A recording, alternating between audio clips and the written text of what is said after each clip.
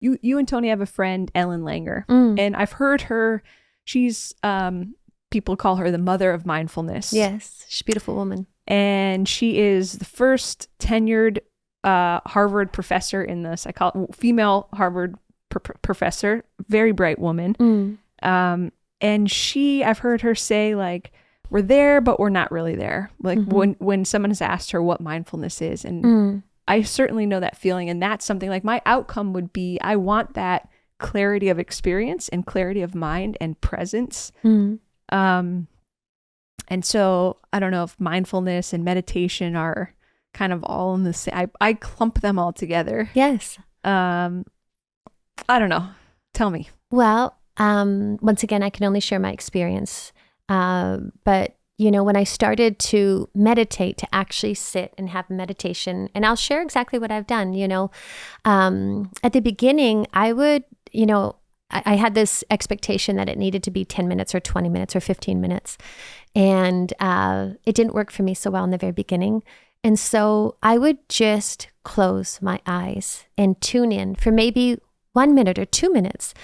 And, I'd literally think of it as like my moments of grace, because it was just like, like taking that breath and feeling actually what was going on inside and noticing the sensations and just watching.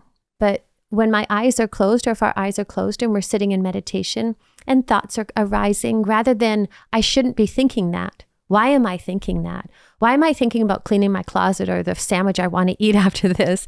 Or I didn't call my mom today, And so if we, can just watch that experiences, the thought comes up, whatever sandwich I want to eat, or I want to clean my closet. And if we're not resisting that or making that wrong or demonizing that or labeling ourselves as not a meditator or thinking, why can't I do this and I'm a failure, but just, gosh, I want to have a grilled cheese.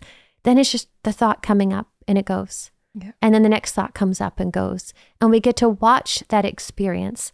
And it's interesting because it's really more observing rather than the resistance and attaching to an expectation that it needs to look a certain way. And once again, I'm only simply sharing my own experience.